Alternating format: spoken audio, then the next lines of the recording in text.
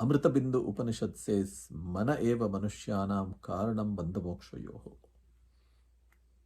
Mana eva, the mind alone, is the cause of all the foundations that we have. But here again it is saying the mind is the cause, means the mind, manah, buddhi and ahankara complex is responsible for our foundations. The vrittis that Patanjali is talking about is the vritti of all three together. When we sit quietly,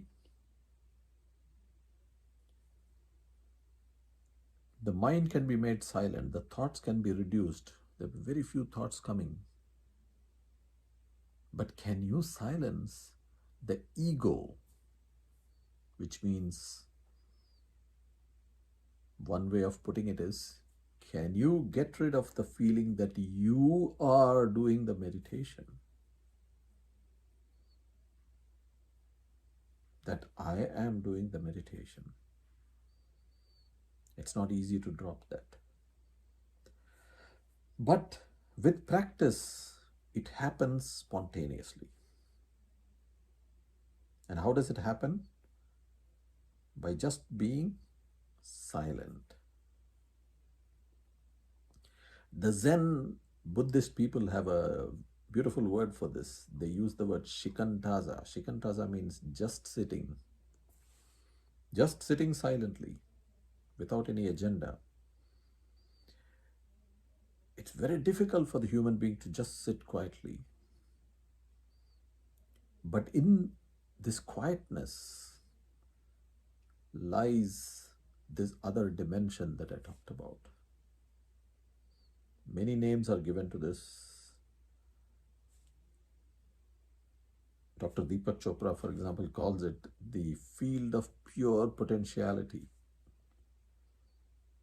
Dr. Wayne Dyer, the famous self-help guru, calls it the field of materializations and manifestations.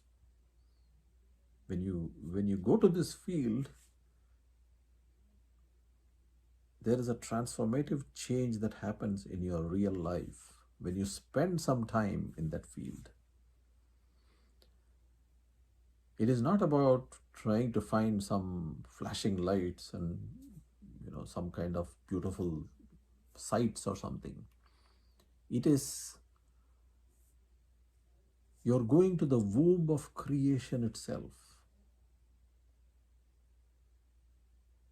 In Bhagavad Gita, it is called Kavim Puranam. Puranam word is used. It is the most ancient thing. The most ancient thing in you is your Sat and Chit. Your existence is the most ancient thing.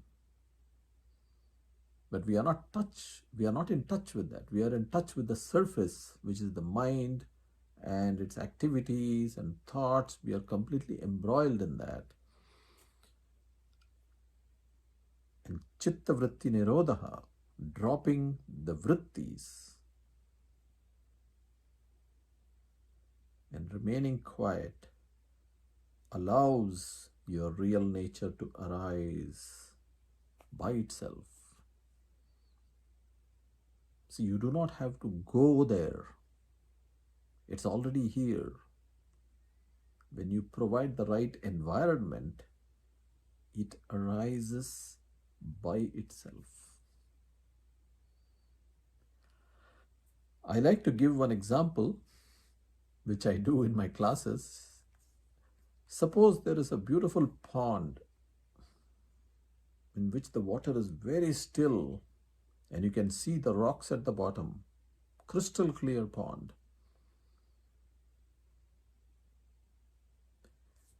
And the water is shallow.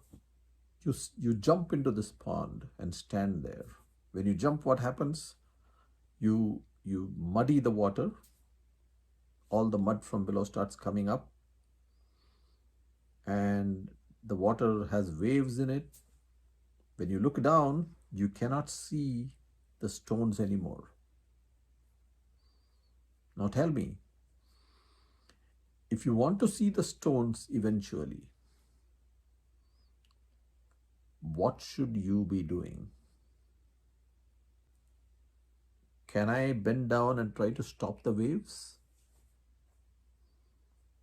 I cannot, because if I stop a wave, when I take my hand out, I will start another wave. You know the answer. What is the best way? Is to stand very still. If I stand very still, the water after some time will settle down by itself. The dust will settle down by itself, and it will become clear again.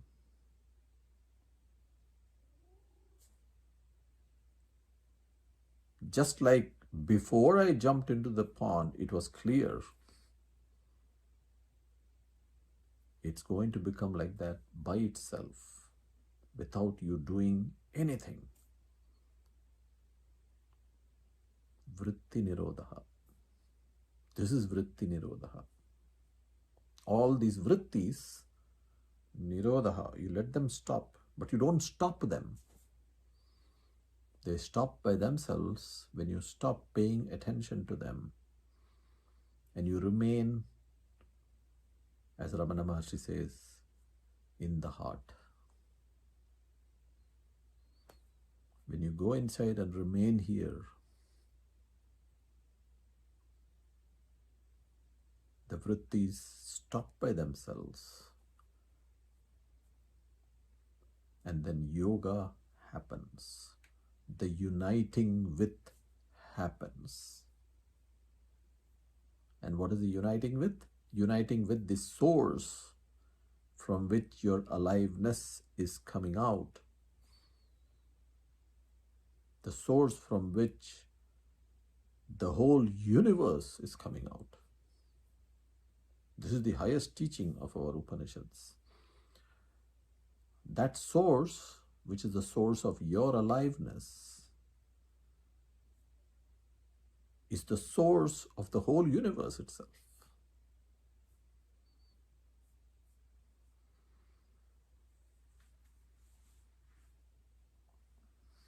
Now I'll give a little introduction to the meditation that I'm going to do. But before that, a few words about meditation. The human race has a lot of blotches in its history, a lot of negative things in its history. For example, in the 20th century alone, more than 100 million people have been killed due to human atrocities. 100 million. The mind that I just talked about a few minutes ago doesn't just create little problems for you, it can create havoc in the world.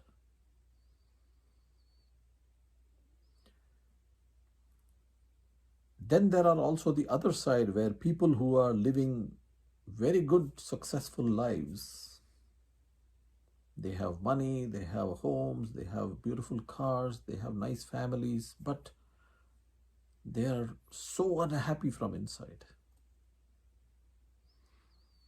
It's amazing to watch that. When I look at that, I wonder, why? Why does it have to be like that? Why do people go into depression in spite of living in such luxury and such beautiful conditions? It's because of the mind. And meditation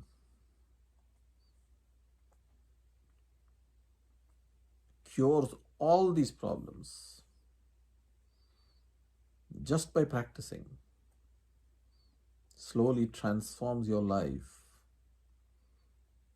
to make you into a calm, happy person who can accept everything that is happening in their lives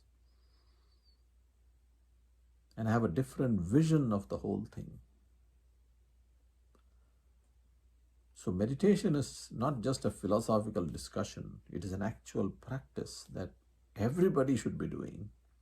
Because if you want to transform this world into a peaceful place, it is the duty of each one of us, or as in Hindu Shastras we say the word dharma, it is the dharma of each one of us to practice meditation. We all should be practicing meditation on a regular basis. Okay. Now I will give a little introduction to the meditation that I am going to teach today and we are going to practice. And I told you the basis of that meditation is the Mandukya Upanishad. And I will just read the verse that is going to be the basis for this meditation. This is verse 12 from the Mandukya Upanishad. Amatras chaturtho vyavaharya prapancho pashamaha Shivodvaita evam omkaratmaiva samavishati atmanatmanam ya evam veda ya evam veda. What this is saying is, I will read the translation of Pujya Swami Chinmayananda here. This is the translation of that.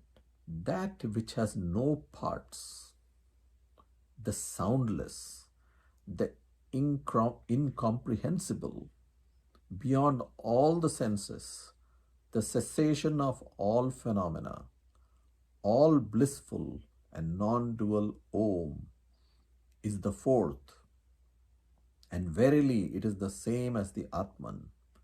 He who knows this merges his self in the Supreme Self, the individual in the total. Now this Upanishad is dedicated to the chanting of Om, or called Omkara.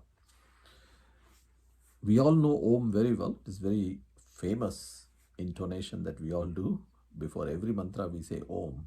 But this Upanishad goes very deep into Om chanting. And here I also want to read the commentary. That was the word, that was the meaning of this verse that I just read. I will read the commentary, one paragraph from the commentary that Pujya Swami Chinmayananda has written beautifully. So here he is referring to Om. Om consists of three syllables, A, U and Ma. That is Om, three syllables, and he's talking about that here. But having pronounced the sound A, U, Ma, when one Om chanting has ended, before the meditator can bring forth the next Om in the series, there must certainly be a moment of blissful silence, which is generally not taken into consideration by those who are chanting the sacred mantra thoughtlessly.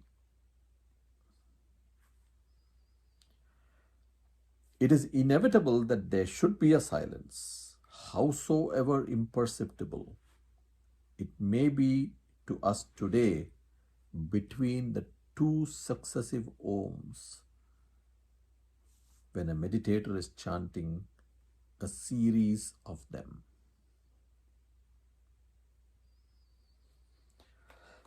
So,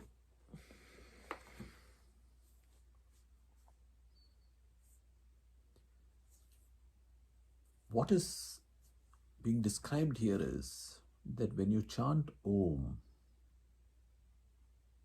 before you start chanting the next Om, there is a silence. That silence is the key to finding that source that we are talking about. And why is that? We talked about the mana, buddhi, ahankara as the obstruction to the knowledge of the source. The vrittis are the obstruction. When we chant Om, what happens is These vrittis are brought down. Why they are brought down? Nobody knows. It is the effect of Om chanting on the subtle body. We have three bodies: Sthula Sharira, Sukshma Sharira, and Karana Sharira. The Sthula Sharira is the physical body. Then there is the Sukshma Sharira, which is the subtle body. Imagine that there is a whole subtle body parallel to this body. When you chant Om, the subtle body undergoes some changes due to which the thought generation and ego generation process is reduced a little bit.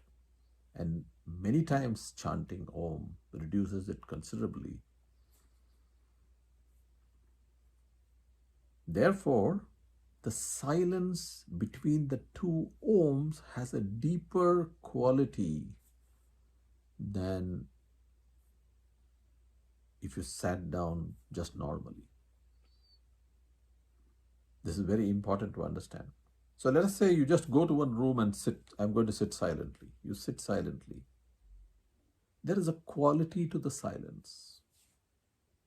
If somebody were asking you to grade it from 1 to 10, one day you may experience a silence of 7, you may say. Another day you will say, I experienced 9 level of silence. But whatever be that level, when you do Om chanting, then the silence between the two Oms has a deeper quality. It takes you closer to your true nature when you chant Om. That is what this is describing. This is called the Turiya state, or the fourth. Amatras Chaturtho. If you remember, it came Chaturtha means 4. The fourth state, beyond the 3 states that we already have of waking, dream, and deep sleep, there is the Chaturtho or Turiya state, the 4th state. The 4th state is represented by the silence between the Oms. Now, this is not something to be intellectually understood. This is something to be practiced. And you have to chant Om many times to experience this. And maybe many days and many months before you start experiencing this silence. You see, that's why in our mantra system, 108 is very popular. This doesn't come by just sitting and chanting Om 5 times. It may take long time, depending on the person. But it can definitely be experienced through this practice. So now it's time for us to practice a little bit of this. So let us try and practice this now.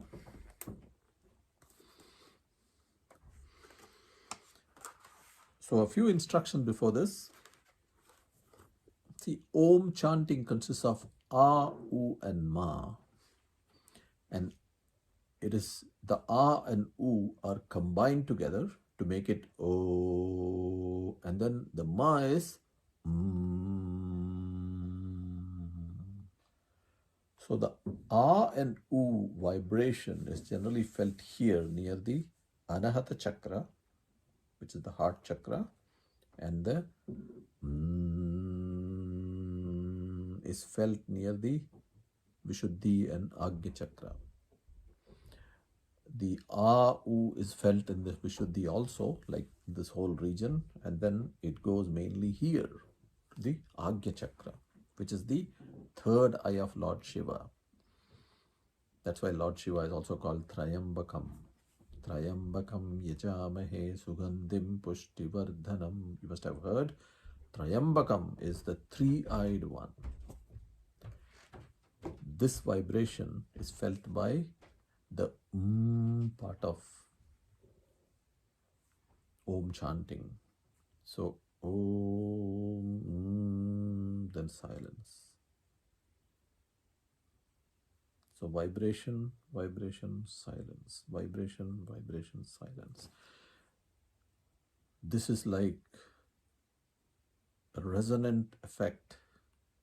If you have studied the pendulum swings like this, right? You must have done this experiment if you were in science, where a brass ball is attached to a string and it is swinging,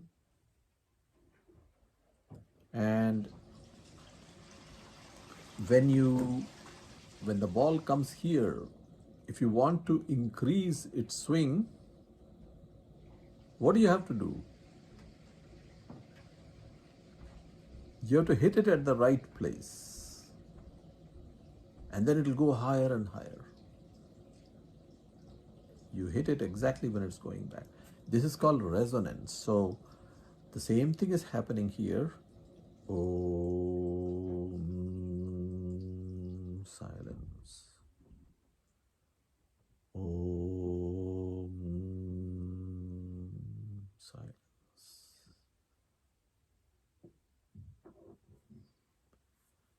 So let us practice this now for some time. Be comfortable, sit comfortably.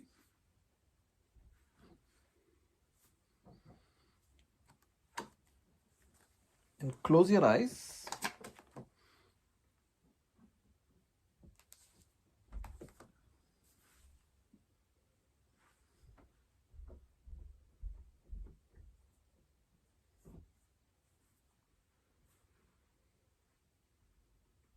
And we are just going to chant Om. As I said, Om, and then we transition to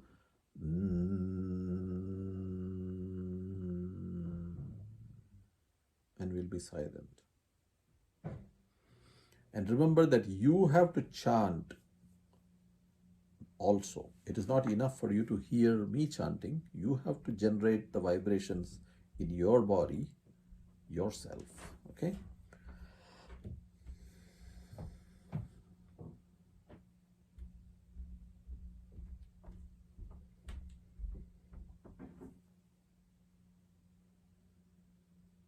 Let's take a deep breath.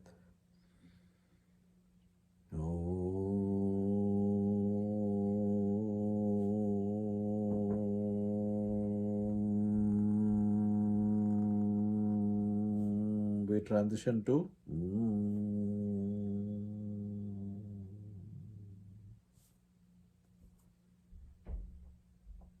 this is the gap between the two ohms. Completely focus in this silence.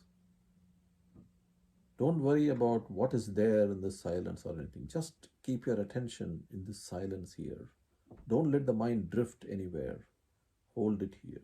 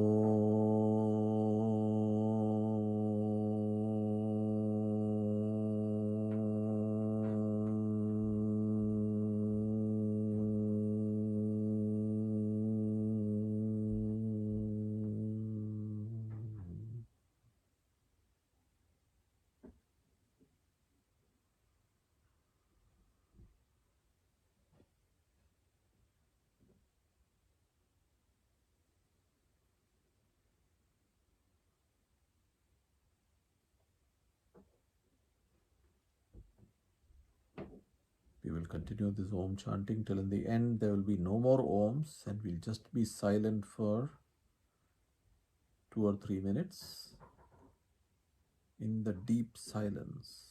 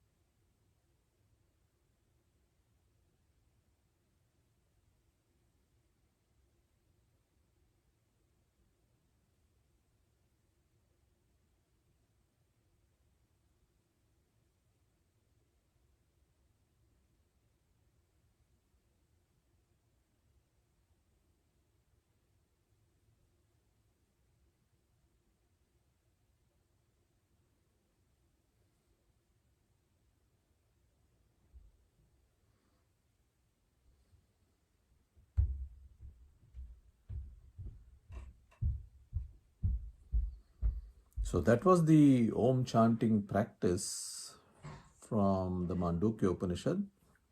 Hope you enjoyed that. And once again, I am glad to have been here giving this little talk on yoga and meditation. Hope you benefited by this.